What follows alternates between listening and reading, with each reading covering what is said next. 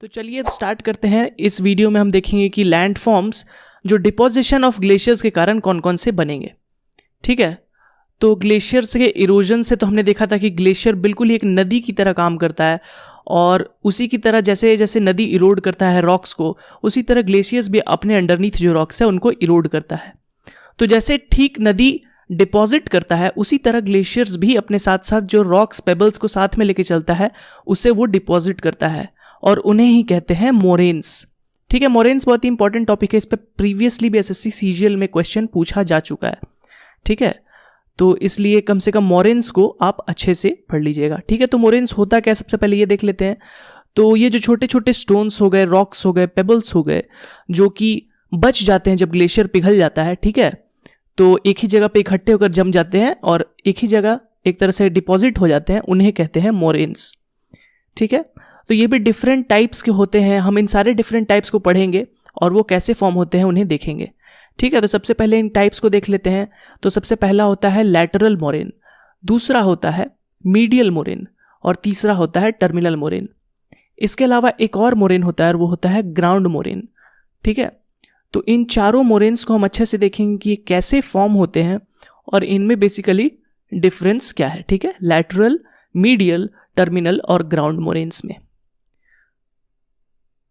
तो चलिए इन्हें समझने के लिए हमें एक डायग्राम बनाना पड़ेगा।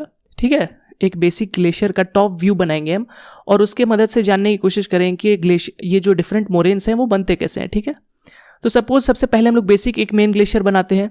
ठीक है, तो सपोज अपना वैली में मेन ग्लेशियर बह रहा है। ठीक है, तो जैसे नदी अपने आसपास अपने सैंड डिपॉजिट करता है अपने बैंक्स पर, ठीक उसी तरह ग्लेशियर भी जो है ये छोटे छोटे रॉक्स और पेबल्स को डिपॉजिट करेगा अपने बैंक्स पर। बैंक मतलब अपने साइड में। ठीक है, जहां पे वो ग्लेशियर बह रहा है अपने साइड में वो छोटे छोटे रॉक्स पेबल्स को डिपॉजिट करते जाएगा। ठीक है, जैसे जैसे वो वीक होते जाएगा, जब ग्लेशियर अपने लोअर स्टेज में आएगा तो वहां पे वो इसे साइड में डिपॉजिट करते जाएगा। तो इन्हें ही कहते हैं लैटरल मोरेन्स। ठीक है, तो हम देख रहे हैं बिल्कुल नदी की तरह ही ग्लेशियर एक्ट कर रहा है। जब उसमें नीचे आता है तो उसमें थोड़ा स्ट्रेंथ नहीं बचता है तो वो डिपॉजिट करना चालू कर देता है, बिल्कुल ही नदी की तरह।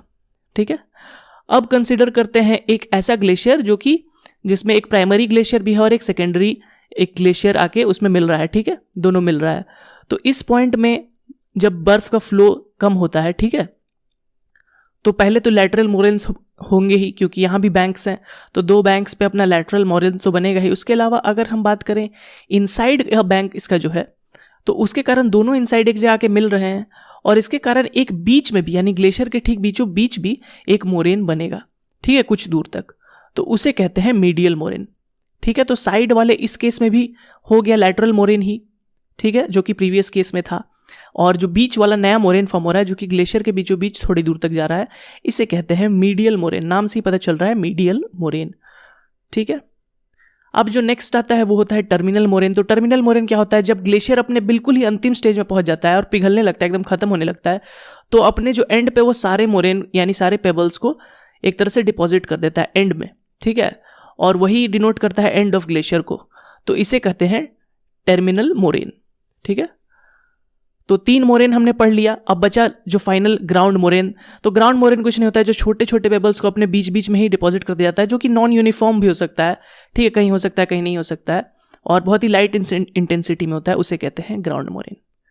ठीक है, तो चारों मोरेन्स में आपको डिफरेंस और क्या होते हैं ये पता चल गया होगा। तो ये तो था मोरेन्स।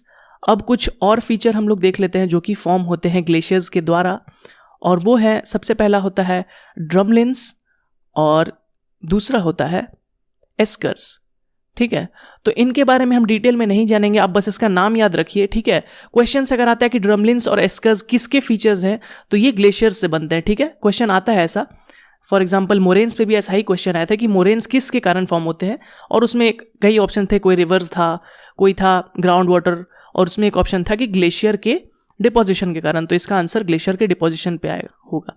ठीक है, ठीक उसी प्रकार मैंने लास्ट क्लास में जैसे सर्क्स पे आपको क्वेश्चन बताया था, एरिड्स पे, उस पे भी क्वेश्चन आए हैं। ठीक है, प्रीवियस ईयर्स में, इसलिए इन्हें अनइम्पॉर्टेंट टॉपिक मत समझिएगा। कम से कम इनका नाम और ये किस ग्लेशियर से रिलेटेड है या फिर रिवर से रिलेटेड है, ये सब आपको याद रखने होंगे। ठीक है, जैसे रिवर्स में मैंने आपको मियांडर्स और डिफरेंट स्ट्रक्चर्स बताए थे, ठीक उसी तरह आपको ग्लेशियर्स के भी कम से कम नाम आपको डिफरेंट स्ट्रक्चर्स के याद रखने हैं।